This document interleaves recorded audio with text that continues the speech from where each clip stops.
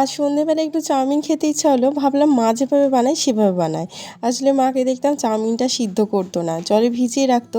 বেশ কিন্তু একই রকম দেখতে হতো ব্যাপারটা, সিদ্ধ করলেও যেরকম হয় ভিজিয়ে রাখলেও সেরকম হয়। একদিকে ভালো গ্যাসও সাশ্রয় হয়, আর সবথেকে বড় কথা কড়াইয়ে কিন্তু কোনো মতে লাগে না। তাই জন্য জলেতে এই 15-20 মিনিট মতন ভিজিয়ে দিয়ে সমস্ত রকম সবজিগুলো কেটে নিয়েছি, যেমন আলু, ক্যাপসিকাম, বাঁধাকপি, একটুখানি বিট।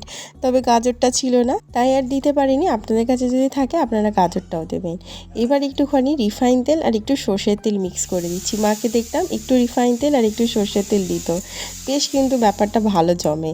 সমস্ত সবজিগুলো কিন্তু ভেজে নিয়েছি, তারপর একটা ডিম ফাটিয়ে এর মধ্যেখানে দিয়ে দিলাম।